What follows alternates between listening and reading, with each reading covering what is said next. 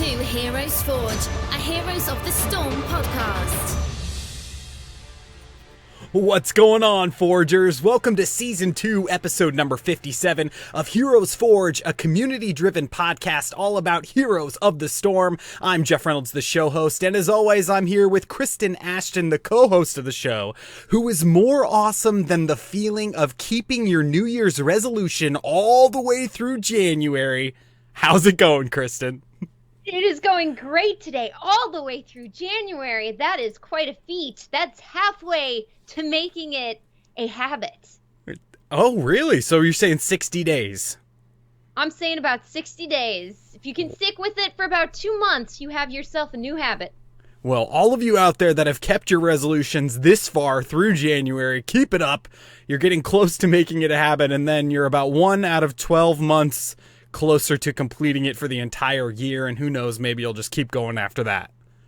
Well, if you can stick with it for a year, I guarantee you're probably going to stick with it for even after that, right? Because a year of progress is incredible. It doesn't matter what you're doing. A year of progress, if you have that before and after comparison, way to compare it, you will be astounded and you will be so driven to see just how far you can take it with another year. So long story short, Kristen and I believe in you. So keep it up, keep it up, keep it strong. All right, let's talk about some really cool news before we get on to the forging here.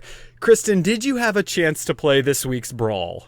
Yes, I did. I tried it out today. And let me just tell you, I think how much fun you have is entirely based on your teammates. Because the first game I played, we were wrecked. The other team had 2 Dahakas. And our team didn't seem to understand what the objective was. But then I tried again, even though I was a little tilted, and we had 2 Illidan's, 2 Novas, and a Kerrigan going into a Butcher and some crazy other comp. But that Illidan and I were buddy. We took camps together. We would hunt. He would hunt someone, then I would hunt that same person and delete them. Got a 5-person kill and just wrecked. Well, you probably played me, because I had the opposite experience with this Brawl. Oh, it was painful getting through 3 games for me, and I think it does have directly to do with what you said, your teammates, and also you, and how comfortable you are with the heroes that they put out on the battlefield for you to select, and the fact that you have to know these heroes in order to do well. And I just found out that a lot of these characters I'm not well versed in. I don't have a huge backlog of games on some of these characters like Butcher. So I get in there and I think I know what I'm doing, but then just get deleted by 2 hunting Illidan's from your team. Right, and that's the pro and the con, right? Because you do get to try out, pardon me, new heroes, which is great. You understand new heroes. You understand that much more about the game, how to counter them, how to play them, and maybe you find something you really enjoy. But chances are, if you lose the game, you're probably not going to take a fond liking to that hero you chose that you know very little about. Yeah, you got to take them into try mode, got to try them out a little more before you can just jump right into something new. And, I got to work on my StarCraft heroes. Morales never popped up for me, which is my main. And I was like, dang it. I would have had a lot of fun on Morales, I'm sure. But great. Let's talk about some HGC. Have you been watching it this weekend? Every single weekend we get to watch this now? It's so much fun. The quality is amazing, and of course the games have been fantastic. I was lucky enough this weekend I got to catch a lot of the European games, but of course this evening I had to see Superstars versus Team 8, and I was voting for Team 8, and they pulled out Cho'Gall at the end. 3-0. 3-0. It's too awesome. I'm telling you, the casting is great. The production value is great. The fact that we have these brackets and we're looking at all of these, win-loss rates and working towards this Western clash that's coming up. It's incredible. And if you haven't checked out the new Heroes of the Storm esports page, check it out, because it's got some really cool HGC stuff over there that you can check out and find your teams that you want to root for. And I said it last week and I'll say it again. Those European teams, Kristen, are looking really tough to beat. They're looking very sharp. I think when we finally have that clash between America and then Europe, I think Europe is going to teach America something else. But But at the same time, both sides can learn from one another. That is not North America hate. I'm excited for it because that means our North American teams will be facing challenges they've never faced before. So they'll be able to train against that, which means come BlizzCon time, they will be awesome. Yeah, and those Ragnaroses out there are just sulfurish smashing everybody, and it's a crazy amount of damage, and it's just a crazy delete key for 3 or 4 heroes sometimes. It's a blast to watch, and it brings esports arena into my house, and I love that feeling. Let's talk about Valeera a little bit. Have you had a chance to play her? I did. What about you? I did, and I'm liking it. I'm really liking playing as her and really disliking playing against her. Fair enough. She is challenging and annoying. But for those rogues out there in World of Warcraft, if you've never tried Valeera, she does play very much like a rogue from World of Warcraft. And the moment that clicked was when I was stealthed, and I realized I had different abilities when I was stealthed than when I was unstealthed. Once I figured that out, she played like a rogue, and it was great. But before then, it was a little challenging. Yeah, there's a whole hell of a lot of stuff to be thinking about while you're playing her.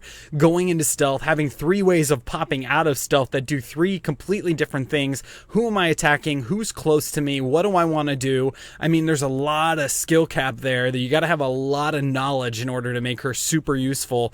And then, of course, adding another stealthy into the mix when you have a team that you're playing against that has a Nova and a Valeera on it. If they stick together, GG. I mean, in my league, at least, you really get wiped out really, really fast. And it's frustrating, you know?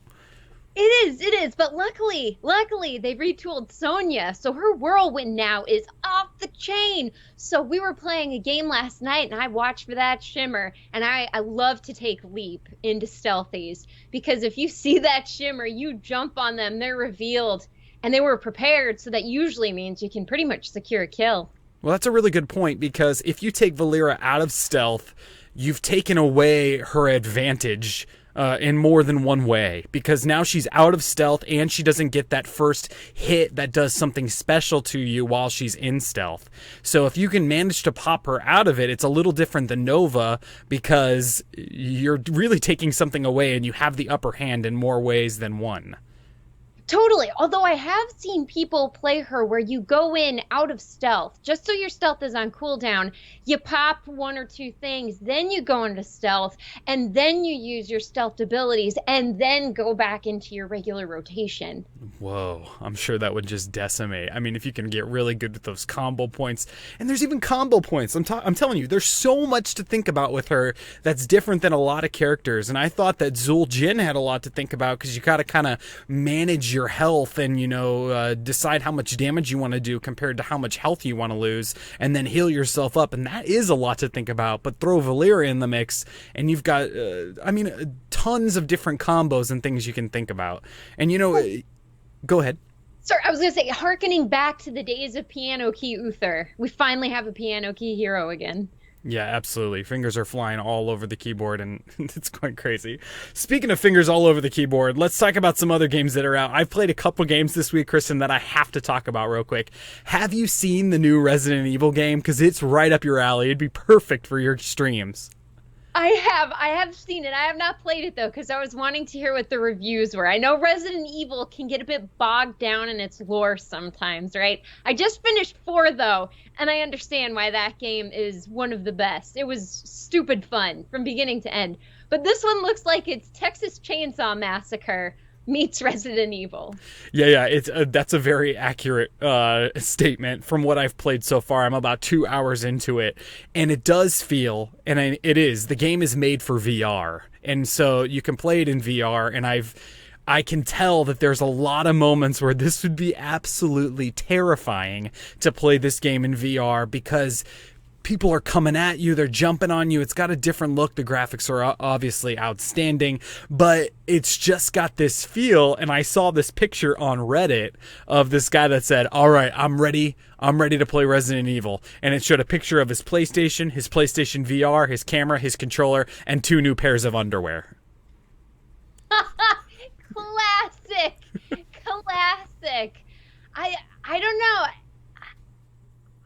I really can't say though, because what kind of horror is it? Are there a lot of jump scares? Is there a lot of build up that leads to nothing so you're even more tense? I mean, how does it kind of try to scare you? Well, so far, I can tell you, and I haven't played a whole lot of it, but so far there are a few jump scares that get you. But then there's also some moments that are not really jumpy, where you're just walking around, and I think the lighting does an amazing job of making you feel terrified. And the lighting, and someone will just walk, right? I mean, just patiently walk right across the screen. Someone that you don't see. I mean, that's not a jump scare. That's like, oh my God, something's going down. And it's really good. I like it so far. It's gotten pretty good reviews. I think it's in the 80s on Metacritic, so that's really good. Which is a site that reviews all of the games, and then it's like Rotten Tomatoes, but for video games and other content. So you should give it a try. And also, I got to try a game called For Honor. Have you heard about that game? Is that the medieval one? Yeah, it's really cool kind of concept on combining MOBA aspects, combining a third-person view, kind of like Smite, but also adding those Call of Duty modes like Capture the Point, and it's really fast-paced, and there's combos, and you have to have kind of a God of War feel where you're trying to block what the enemy is doing to you, and of course, it's a PvP game, so you're blocking an actual player. It was really fun. It's in beta right now, and you can pre-order it on Steam, but it was really cool how it kind of combined a whole bunch of really cool stuff. And you can either choose to play as a samurai, a knight, or a Viking. Oh, geez. So they're taking the coolest warriors from history and throwing them into an arena together. Yeah, they're just missing pirates. Oh, but pirates are dirty. I like pirates, though. That's not to say I don't like pirates. Very cool. So those are some games you guys should check out if you're playing games, but we're going to play a little game here called Forging Heroes, so let's forge. Let's forge.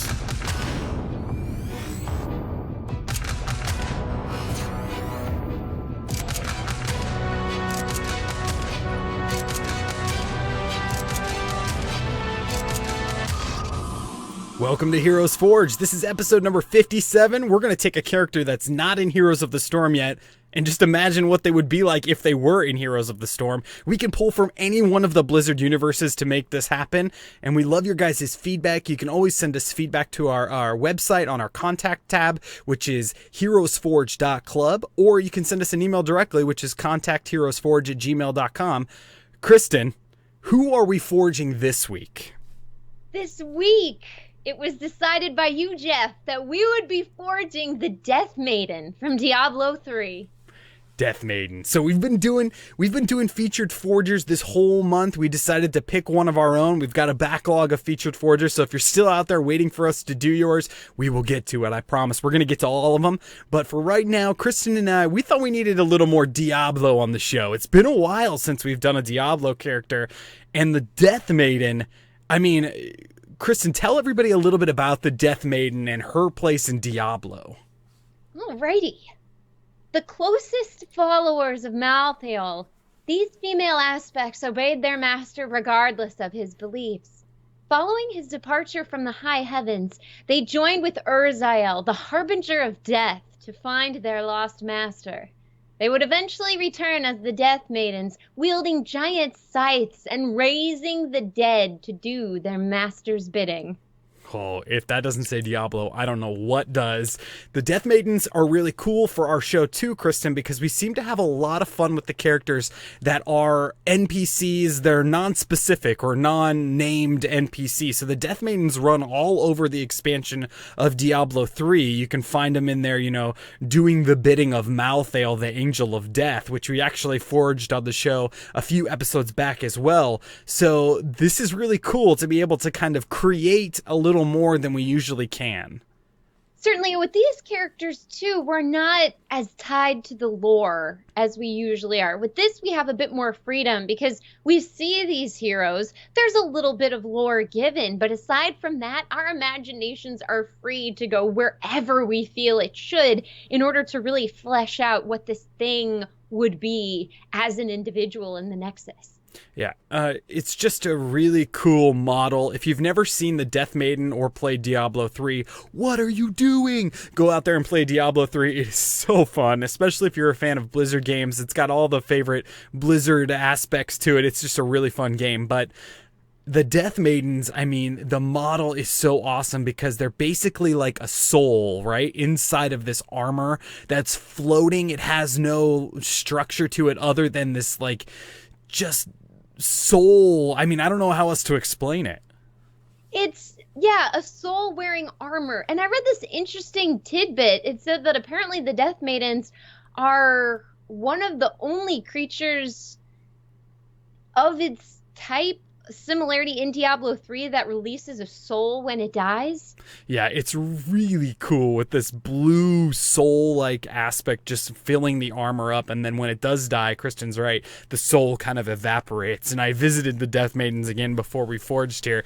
They maybe it's just because I've played it so much, but they die pretty fast. You can run into some elite Death Maidens, though, that are much harder, obviously, but these ones, they're just a cool model and a cool aspect of hell that you rarely see other than in the expansion with Malthael, right? Yep, and it's cool, too, that Malthael had a follower of a group of followers that were female, because I know, at least in Greek mythology, there was one god who had that, and that was Dionysus. And he had his bacchanal of women, and according to what we know of the ancient Greek society, women would actually go out into the forest and celebrate Dionysus. And it was only allowed for women for one weekend. They got to be free of all societal restrictions and parties. So wow, that's cool. I didn't know that. There's some really cool lore in this, you know, about the following of Malthael and then eventually being sent to find him, but then never coming back and becoming part of his army and part of his cause, which is a cool story. And I think this would be a really fun character to have in Heroes of the Storm, because it's, right now, we don't have those dark angels, right? We don't have the Malthael, we don't have the Death Maiden in there, and it would just be a cool counter to the Tyrael look and the Ariel look, and I just think it would be really, really fun to play. So let's get this started. So what we're going to do is we each built a kit for this character, and then we're going to talk through each one of the kits, and after the show is over, you guys can actually go on Twitter and vote for which one of the two kits you think was better in your opinion, and whatever that means to you, you can vote for the kit that you want to give your vote to, and then the winner at the end of the week gets to choose which hero we're forging. Now, last week we talked a little bit about maps and things like that, and Kristen, the votes were dead tied, 50-50. 50-50?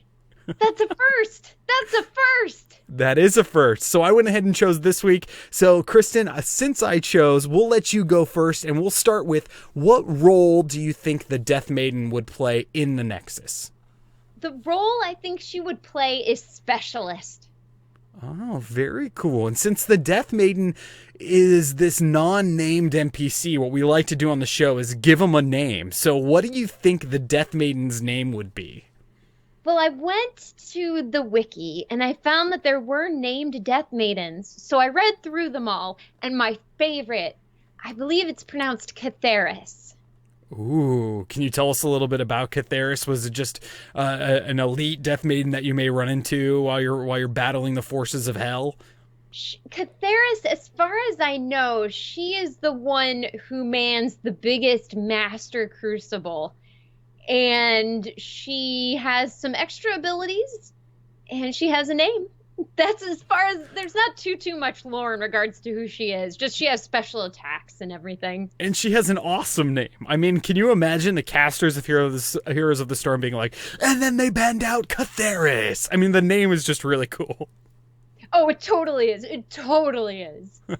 Awesome. So a specialist named Catharis as your Death Maiden. Let's get into the first thing we talk about here, which is the trait. What would her trait be?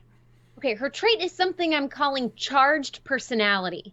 And because she is a super unique kind of Death Maiden, Catharis moves faster than most heroes and spawns electric arcs on the ground when attacked directly. Ooh. Okay, so a couple of questions about this. So, moving faster than most heroes, are you thinking in the same respect as like a Lunara speed? Yes, maybe a little faster than that even. Okay, so moving around the battlefield a little faster than Lunara. So does she have the ability to mount up and ride a mount as well and go even faster? She does not. I like to imagine if you have permanent speed boosts, unless that's something you can talent into, you shouldn't be able to mount. Okay, very cool. And so when you say spawns electric arcs on the ground when attacked directly, talk to us a little bit about that. Are these damage dealing sparks, or are they just for aesthetics, or what are you thinking? Oh no, these are damage dealing arcs of electricity. And if you haven't played Diablo, any of the Diablo games, there are certain monsters that have electricity. And if you go near them, electricity is all over the ground and it hurts. It hurts. You have to be very, very careful about trying to dodge those arcs while still trying to take down this hero. So I wanted to build her in a way that it was not a good idea to attack her directly. Yeah, I get it 100%. And as you're saying that, I'm thinking in Infernal Shrines or the one with the Punishers are on there. When you're in the game, that feels like Diablo when the Punishers start attacking you. They have those arcane, lines of arcane magic that you don't want to run into because you'll die. It does a lot of damage. And then the Frost one, and then, of course, the Mortar Punisher. All of those Punishers, the thing that they're missing from Diablo is this electricity Punisher, right? That does damage in a different way like that. So because all of those other things are in Diablo perfectly, they're just missing this electricity, which would be perfect and have the Diablo feel.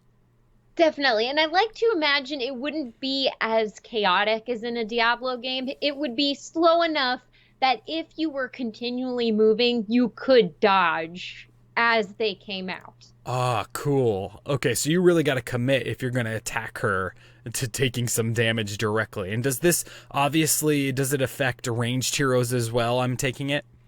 Yes, I imagine it would randomly spawn and jump around the ground in an area around her, but a large enough area that even Raynor could be punished because his range is so annoying.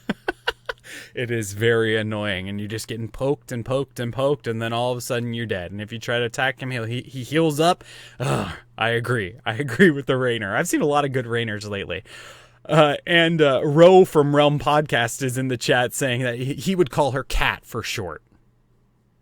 Well, there we go. She has a cute name, and we could even give her an angelic skin because those angels are taking demon skins. You sound upset about that. Okay, let's get on to some basic abilities. What's your first basic for your Death Maiden?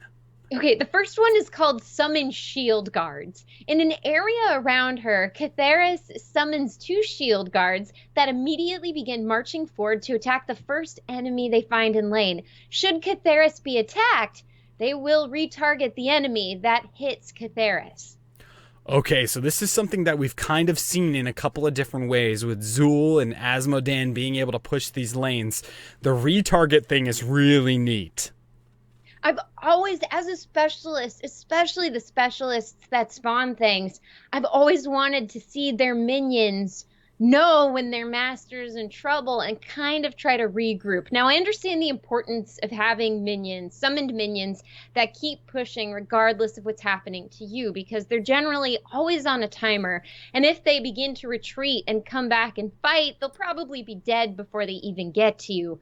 But what if their timer's long enough that they could get back and protect you? What if you wait to summon until you think you're going to be attacked? Yeah, there's a whole nother level of play there if you're able to kind of manipulate where your minions are going and what they're doing. Not directly like a Misha kind of aspect, but kind of having to control, and not kind of, actually having to control when you place them because they're going to do different things depending on where and when they're placed on the battlefield.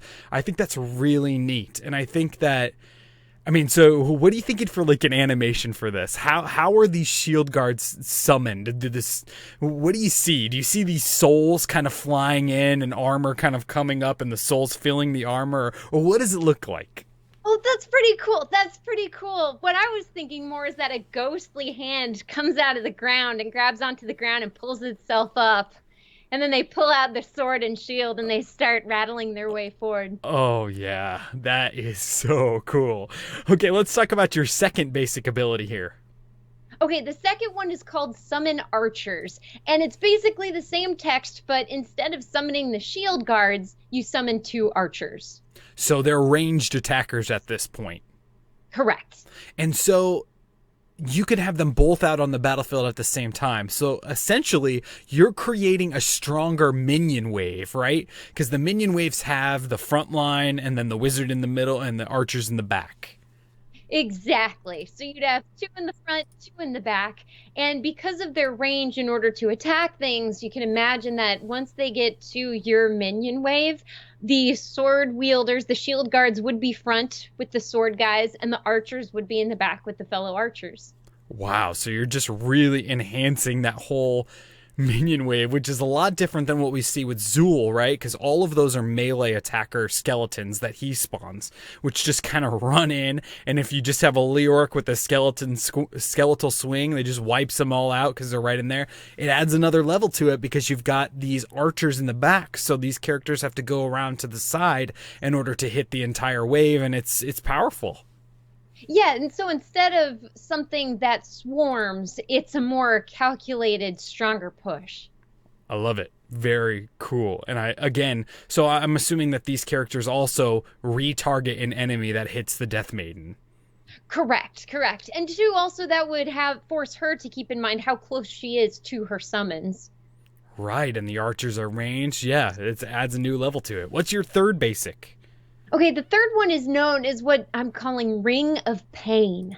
In a ring around her, Catheris spins her scythe, dealing devastating damage to any in range and applying a bleed debuff. A bleed debuff is something we need, even though it's kind of like poison, right? I mean, it's got the same feel as like a poison, except it would probably be a red line or something instead of a green line. But that feel of Diablo and the bleed out and the bleed debuff is something it's so want in the game. Yeah, and maybe because it's just known as a bleed debuff, so it sounds pretty sick. But I think it's something, I don't know what the specifics would be, but I do believe there is room for more debuffs like this. Yeah, absolutely. So are you thinking this is like a traditional kind of bleed out thing where you take the initial damage, it shows it on your health bar as this is how much damage you're going to lose, and then slowly you're bleeding out until you hit that point? Yeah, and maybe unlike the poison where it slowly ticks, it is very quick. You see the bar that you're going to be losing, and it just immediately starts dropping. So your healer would really have to be on top of those heals to make sure you can survive. Oh, faster than poison. That's cool to add a little difference to it. Very neat. Okay, those are the basics. Let's get into the heroics. What's your first heroic? Okay, the first heroic is called Master Crucible. And around Catheris arise 6 corpse piles that continually summon forward moving corpses that lock onto the first enemy they come across. During this, Catheris is enshrouded in a shield that makes her untouchable and undamageable until all corpse piles are destroyed or she moves outside of the initial ring. Oh, this is my favorite so far. This is really neat. And it's got a great Sewers of Diablo feel to it where these corpse piles are out here. Okay, so talk to me about this. Also, I love this because it's got that PvE kind of feel to it, where you go in and you know you can't attack the main character until you take out the ads, right? Right? It's the final boss kind of thing, where you got to do step 1, and then you can get to step 2 and actually kind of hopefully wind down the boss. So she's able to move outside of this ring of corpses, right? If she needs to escape, she's not stuck in one spot while channeling this. Correct. I believe she would be stuck in one spot to cast this spell, but once it has been cast, she's free to move about and attack and summon. Oh, heck yeah. And so, oh, that's so cool. So like a tank could stand in front of the corpse pile and try to take the damage of whoever's trying to attack it and keep her in this ring just dealing damage. Totally, totally. And imagine March of the Murlocs, but with zombies. So cool. You wouldn't be blowing a foghorn to unleash these guys. There'd be some screeching or something coming out to unleash these corpses. That's so cool. Exactly. And maybe if you damage a corpse, its bottom legs fly off, but it still can crawl on its two hands, like we've seen in Diablo 3. And then its hands grab on to the feet of an enemy hero and it slows them. Maybe that's a talent you could go into. Oh, yeah. And like the corpses have their guts hanging out and stuff while they're crawling across the battlefield. It's been too long since we've done Diablo. We got to talk about corpses, guts, blood, bleeding out, all that stuff. Because we've been in World of Warcraft heroes and StarCraft heroes for too long. Been a bit too clean. We need the grit and grime that we know Blizzard is capable of. Absolutely. All right, I want to hear this second heroic. What were you thinking? Okay, this one I'm calling Death and the Maiden. In medieval art, it was a common practice to paint death into an otherwise normal scene to remind us all of our mortality. When activated, one random enemy hero will befriend death. Everyone can now see a ghostly hooded figure hovering over that enemy hero. This hero will die within 60 seconds, though when this happens is a mystery, as death is both known and unknown to us all. Oh, mind blown. This is great. First of all, I love the fact that a ghostly hooded figure hovers over the hero that will die for 60 seconds. Just kind of like the ghost of Christmas yet to come following you around the battlefield. And then you just die after 60 seconds? It might be 60 seconds, it might be 10 seconds, it might be 23 seconds. It's totally random. Oh, so you really have to wait until you... Oh, that's really powerful. So you're saying you put this on the healer, right? And the healer says, oh, I'm marked with Death and the Maiden. So if we're going to team fight, I may die, or we have to wait to team fight until I die and then resurrect and come back. I mean, you'd have a great counter to this would be Ariel, right? Which has a great Diablo feel.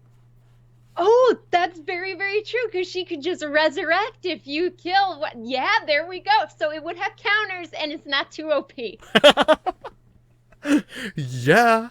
Oh, that's really neat. It is really powerful, though. I mean, just having a one-click kill is really powerful. But I think there are ways to kind of, I mean, could you divine shield somebody? If you just divine shielded someone at the right time, they wouldn't die from it? I'm trying to think of other ways you could get out of it. Oh, divine palm. Oh, there we go. Or Rexar plays dead right when they think it's about to go off, or somebody freezes themselves or goes into that stasis. Yeah, and it can't grab them.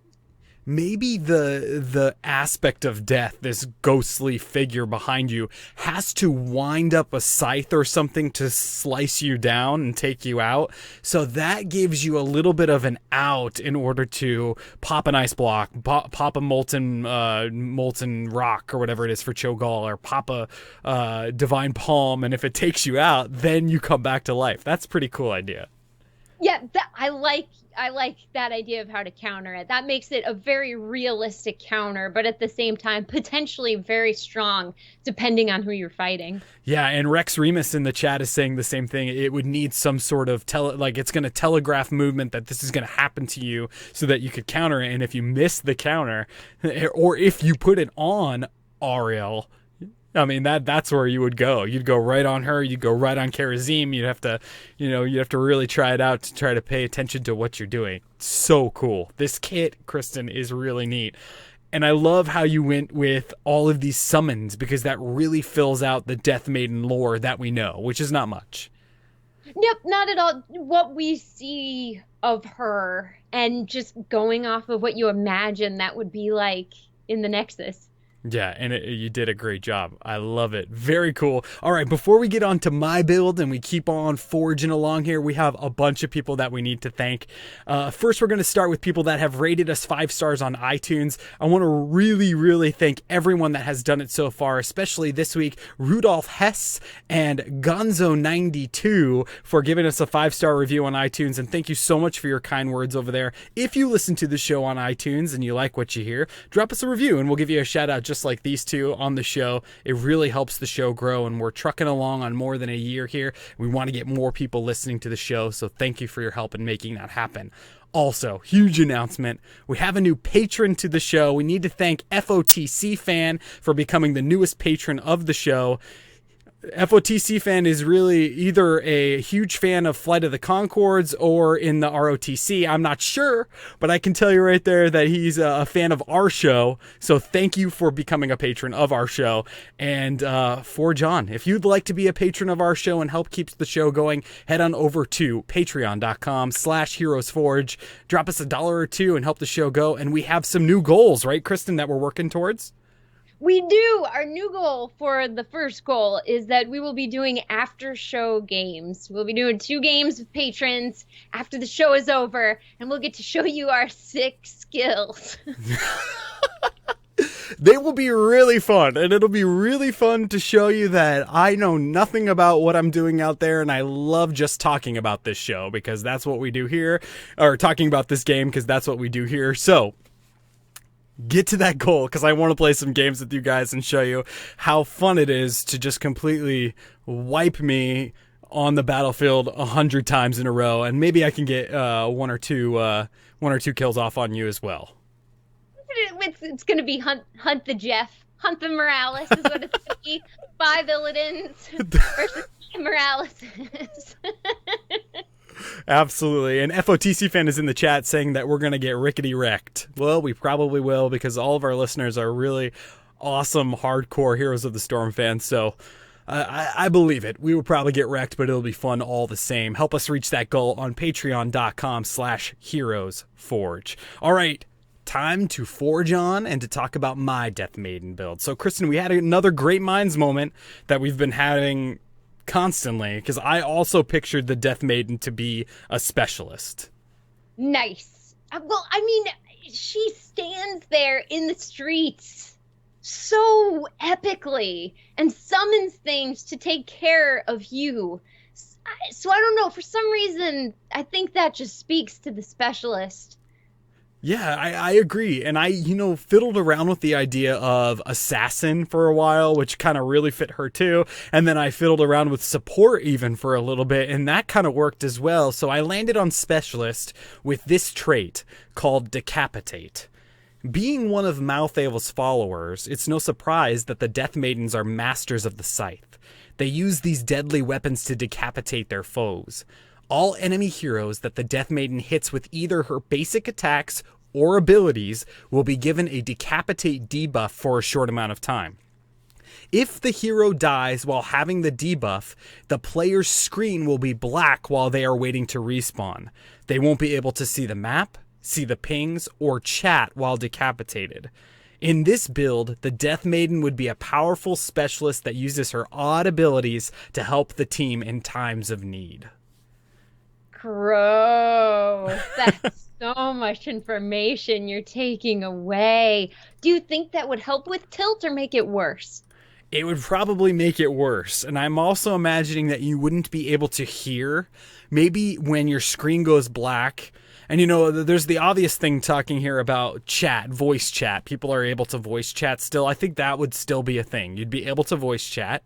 But in the normal game, you wouldn't be able to hear the game sounds, what's going on. Your screen maybe would become full of this blue soul just flying all over the screen until you respawn. You didn't even know how much time you had left until you came back. Oh my goodness. Gross. Although we could say, because what was that experiment done with the guillotine? You've got about 12 seconds. Your head will keep blinking once separated from the body. So maybe that's you right. get 12 seconds. Hey, maybe. Or maybe you could, maybe that's something you have to talent into to take that away from them, that 12 seconds. Yeah, but it's on trait level, so we're talking here not something crazy, but you wouldn't be able to see what's going on. You wouldn't be able to fill other people in, which is a huge part of successful teams, right? Dead people talking, saying, oh, I just got taken out mid, 5 bot, things like that, so that you can kind of fill the teams in on what's happening. So that's Decapitate. I was thinking about a mount for her as well, and another Great Minds moment, because I don't think she would ride a mount. I think she would kind of just have this floating aspect feel across the battlefield, right? Yeah. Oh, but you know what might be cool though? What if she has an erupt from the ground kind of thing? Kind of like Dahaka. Ooh, that'd be cool. That'd be really cool. Maybe she disappears. Well, then you're adding another stealthy kind of aspect to it. Or another global. But yeah, I love that animation or that thought of her coming up out of the ground, like your ads, like when you were talking about your ads, how they come up out of the ground. Super cool. But in the actual gameplay, I don't think she would mount up or ride the brown horse. You know what I'm saying? Yeah, it sounds like a football thing or something. Ride the brown horse. That's something they do. They're ladies. They don't ride the brown horse. Yes, that's what I was thinking there. So we got this Decapitate, and to go along with that for a basic ability, I'm thinking something called Chains of Death. So the Death Maiden will hurl a chain at an enemy. It's like a line skill shot that will latch on, and it's similar to the feel of Leoric's Drain Hope. These chains also drain the life of the target very quickly, faster than Leoric's Drain Hope, but also it slowly drains the life of the Death Maiden in the process. The goal here is to balance this with a support character or her other abilities to gain maximum value. Oh, so she sacrifices a bit of herself in order to take away the life of another. Yeah, so she's chained you up, she's channeling to suck your soul out, basically, and it takes her health to do it because of the focus or whatever that it requires her to do it. So different than you gaining health from it, because you're going to be taking more away faster than Drain Hope, faster than, any of those other lightning attacks from Falstad where you kind of have to hit them and stay within range in order to keep hitting them, faster than any of those, but the sacrifice is you're taking hits. Gotcha. So would it be a ranged thing that could be broken, very much like Drain Hope? Absolutely. So you throw this chain out there, kind of wrap it around their leg or something, and you're draining their life essence. But if they leave the circle, like a Morales Heal, like a Drain Hope, any of those abilities, they lose it. Gotcha. So you could deactivate it as well. So you could, if you're about to die, you obviously, unless you're going to get 1 for 1. Right. And I mean, I would imagine too that Blizzard would build it so that you can't die, because that's what they've done with Zool Jin. You can't die. You can't kill yourself. Right. So yeah, maybe the ability would just stop working altogether. It would just quit before you died, but you'd be real close to death using that. And it kind of goes along with these other 2 basic abilities here. So the first one is called the First Circle of Hell. This is the first of the Death Maiden's signature scythe swings. It takes no time to charge up, and once activated, the Death Maiden immediately swings her powerful scythe in a circle around her, dealing damage to all enemy units in the circle and stunning them. It has an Achilles heel kind of feel, where you're hitting them, right in the weak spot. If used on buildings, minions, or mercenaries, this also quote-unquote stuns them, and they are unable to attack. Nice. So a second Sylvanas, in a sense. Yeah, walking in there in melee range, though. So like a melee Sylvanas running up there and having to do this First Circle of Hell W ability to stop them from attacking. Now, what's the cooldown on this? Do you think it would be short enough that you'd be able to keep the building stunned? Or would you have to back up and go back in? I think it's short enough to keep the building stunned. And this is actually inspired from the time that I played this week For Honor. that game we were talking about the knights, the Vikings, and the samurai. Because in the game you have, and a lot of games have this, where you have your minor attacks that are very quick and they don't do as much damage, and then you have your major or heavy attacks that take time to wind up and they do more damage. So I'm picturing this first circle of hell to be something that you could actually continuously be able to activate in order to, probably like Ragnaros's Q, or you could just keep spamming it and keep smashing the ground after, I forget how, it's pretty quick cooldown on that, but to keep everything stunned. Yeah, definitely. So to make her a legitimate threat, that would need to be babysat, basically.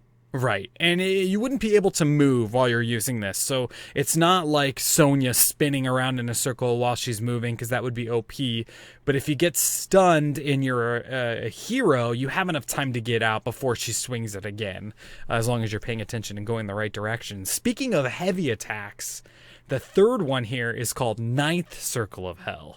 So this is exactly the same move as the first Circle of Hell, but think of it like a heavy attack version that takes time for the Death Maiden to wind up the swing. While she winds up, she floats in the air and her energy kind of expands and she winds up the scythe. Once unleashed, the swing does massive amounts of damage, but does not have the stun. Instead, it refunds health to the Death Maiden. Same here goes for minions, mercenaries, and buildings. Wait, so you use this near your building and it does damage, so it heals everything in that area? It heals you if you're attacking a building with it. So you're, whoever's up in that tower, as you've seen in all those Carbot animations with those little archers up in the tower, whoever's in there, she's basically taking the life essence from that. So the combo I see with this is coming in, hitting them with the chains so they're getting drained, do your first Circle of Hell, which locks them down in a stun. Then you have enough time to kind of get your ninth Circle of Hell going. There'll be a second there where they could get out of it, but still you could get it down, bring it in, and the damage that was dealt to you from your chains, you would heal back from your ninth Circle of Hell. Nice. And I like that this works on buildings too. Just the imagery is great, right? Because there would be blue souls coming out of what you kill, sucking into you if you use this E correctly. Yeah, and Chad is asking if it can be interrupted while she's winding up. Yeah, it can. So like Uther comes in and stuns you down. It's going to be the same sort of thing. You see this, and it wouldn't be a long wind up, but it would be that sort of Chromie feel where Chromie's about to cast, and so she's got a second there before she can cast. Longer than that, but still not super long, Yeah, definitely. Long enough to stop, but not that long. You have a split second to think about it, so you better go into it assuming they'll do it. Yeah. So that's the combo wombo there, and hopefully you can get it off, because if you don't get off that ninth Circle of Hell, you're going to be hurting for the damage you took from your chains, and you'll need a support character. All right, let's get into some heroics here. This first one is called River Styx. The Death Maiden calls forth the power of true evil, the River Styx. This is a line attack similar to Vala's Stun Ultimate. Once activated, the ground bubbles with blood and the damned reach out from the ground, entangling all units that are caught by them. These units are stopped and unable to move, but are still able to attack while frozen in place for this short amount of time. I like it. The imagery, I love that kind of imagery. The damn souls reaching up from the ground, trying to pull you down into hell. It's awesome. Yeah, and the fact that I want it to be longer than a Vala stun, because you can still attack. The Vala stun's really short, actually. It's just enough time to knock somebody off while you're in there. But I want this to be longer because you're able to attack while you're in it. Definitely. So all it's doing is sticking you in place. Now, later on, could you talent into those things doing damage? Oh, heck yeah. You could talent into them doing damage or pulling you back. Imagine that. How cool that would be. Like they're kind of assembly line pulling you back towards the Death Maiden, handing you off hand by hand. Oh, that'd be cool. Yes. And of course, the hands would all be in different states of decay to make it even better. Yeah. Super cool visual there. Great idea. Second heroic is called Don't Fear the Reaper. Stick with me on this. I think this is OP. The Death Maiden activates this ability, and all friendly units in the area are transformed into Reapers, which are the followers of the Death Maidens. While Reapers, the friendly units have very powerful scythe attacks and are very fast moving. The units have a low amount of health, but once destroyed, they return to their normal selves and begin fighting again. All damage done by the Reapers is returned to the Death Maiden as health. Oh, sick. So very, very similar to Arthas's Army of the Dead, right? Yeah, I guess I don't know Arthas' Army of the Dead very well. How does that work again? I don't know it too well, and it might be Army of the Damned. I could have got that part wrong, too. Send us your emails. We'd love to hear from you. He summons these little ghouls, right? And they chase after things and fight, but you can sacrifice them in order to gain health for yourself. Oh, that's cool. Yeah, it's got a feel of that, but I'm talking here like the heroes. So you're in this battle, and all of the heroes that are in the area are transformed into Reapers. So you're no longer Illidan. You become this Reaper that is a fast-moving, heavy damage, basic attack dude. And so you're running in there, and as soon as you get killed, you're Illidan again. Gotcha!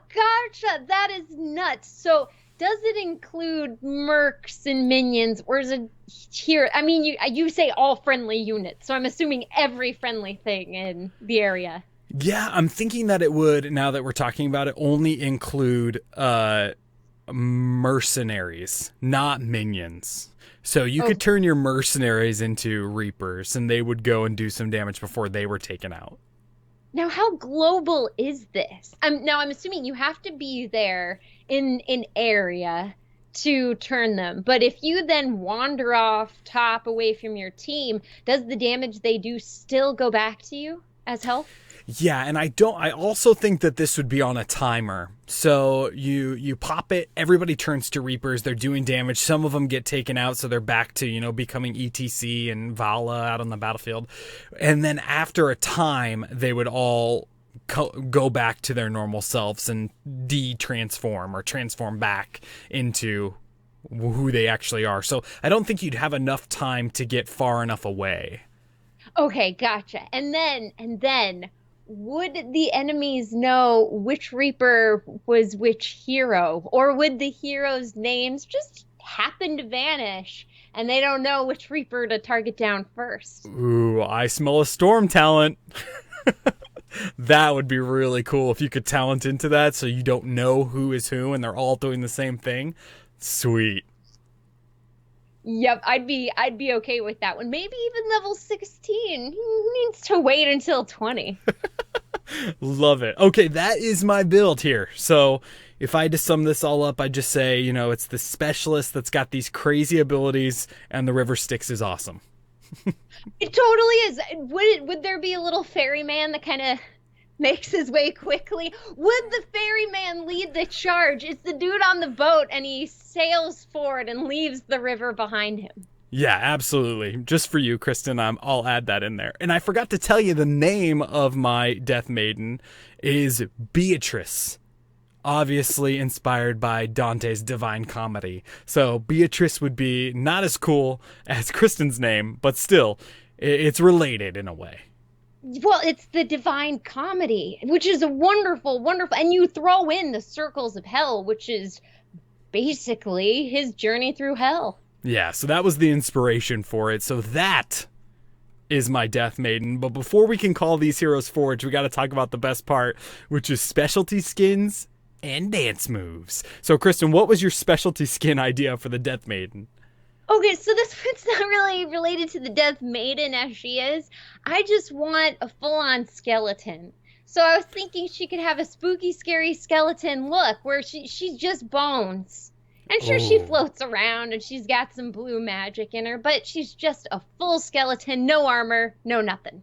Oh, that'd be really cool. Like a traditional, just straight up skeleton. That's not something that we see. I mean, even in World of Warcraft, there are skeletons, but they're wearing, loincloths or whatever as they run around the battlefield.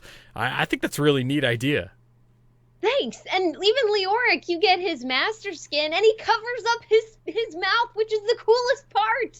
Yeah. Oh, I know. And the Leoric's Pope hat, that big hat. I love that skin. I love my Leoric. I played him a bunch this week, and I was like, oh yeah, this is what it feels like to love the character you play, because I've been playing some other characters lately. Okay, let's talk about my skins. I got two, actually. My first one is just an Assassin's Creed assassin Death Maiden. So she's got this hood already as the Death Maiden. I thought, what if we made her like a human? What if she was human? And that thought would be an Assassin's Creed assassin kind of look to her. It would be really sweet. And then the second one is just funny because my last ability was called Don't Fear the Reaper. And so I'm calling this one the Blue Oyster Cult Fangirl. And instead of a scythe, she'd come complete with a mic stand and a cowbell attached to the top of it. I like it. I like it. Maybe she pulls out a tambourine in one of the other color variations. That'd be great.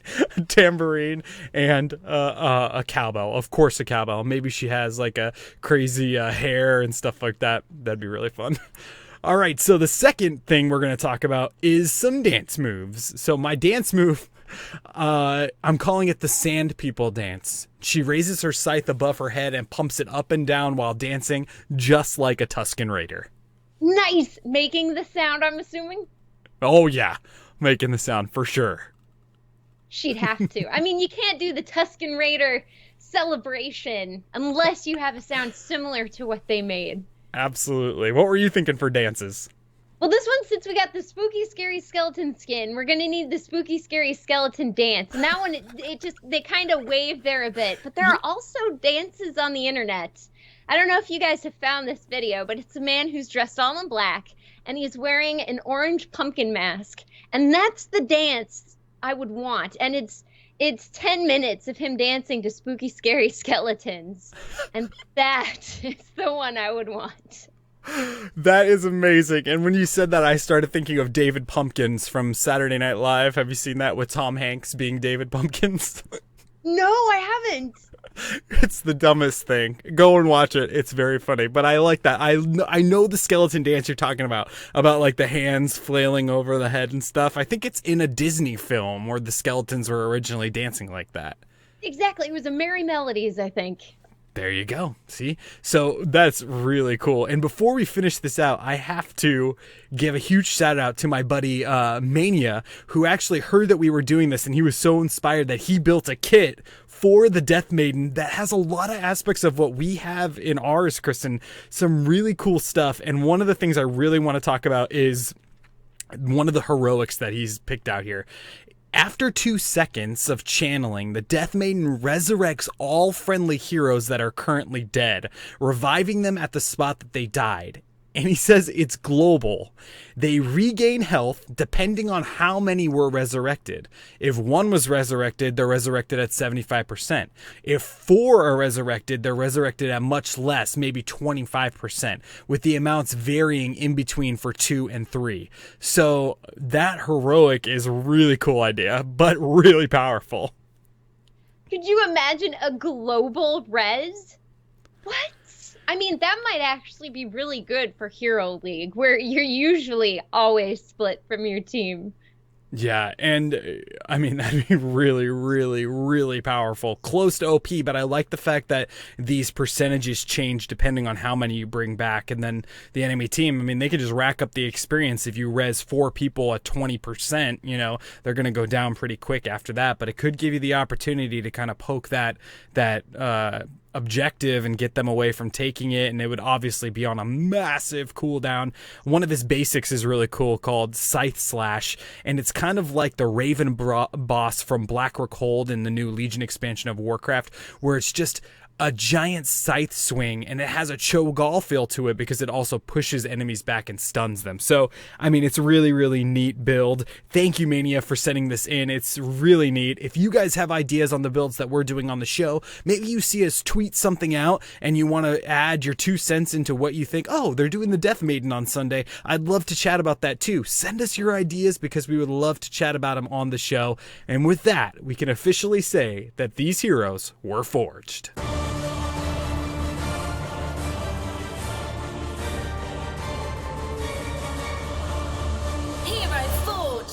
Oh, Death Maiden would be so awesome to have in the game, Kristen. I want an evil angel, or like I want Malthael. I want something that has that feel to it that's actually evil, not Tyrael in his demonic skin. I want an evil feel to it. Right, you can dress up angels however you want, but they're still angels at the core. We need more evil in this world. We need dragons, but yes, evil angels. We need things crawling out of the ground because they're undead. Just more gore, I guess, more horror. More Diablo.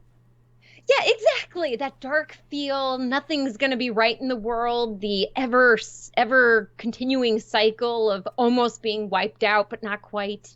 Absolutely. I second that motion. We need more Diablo and Heroes of the Storm, and we need more StarCraft, and we need more Warcraft, and we need more classic games. We need more Heroes of the Storm in the end, and they're keep pumping these heroes out, which keeps us going week after week after week. And who knows, maybe someday we will see a Death Maiden or some sort of Reaper Malthael in the game as well. Check out Malthael episode as well on our website, HeroesForge.club. That was a really fun one as well. Kristen, where can people find you on the interwebs? People can find me at Dream Destroyer. That is DRMDESTRYR over at Twitch, Twitter, and YouTube. Awesome. And you've got some new projects that you're working on, and your content is always legit. So cool. Check out all of Kristen's stuff. And I actually have an announcement here of something else that I'm doing this week. Normally I'm just right here on HeroesForge, but this week my buddy is, he streams creative on Twitch, and he plays piano, and he is an amazing artist at piano, and he's got an awesome following. So this week I'm actually going over to his place on Thursday at 5 p.m. Pacific, and we're doing a little something we like to call Scotch and Standards, where we're going to be just drinking scotch and having a good time. Check it out. His name is 88-Bit Music, and you can find him on Twitch. That's Thursday at 5 p.m. And you can also find me right here on HeroesForge. We record the show live every Sunday night at 7 p.m. Pacific right here on twitch.tv/Amove TV, because we are part of Amove TV, an awesome entertainment and podcasting network. You can check all that stuff out over at amove.tv. They've got some really great podcasts over there that you should all be listening to, because I do, and they're great.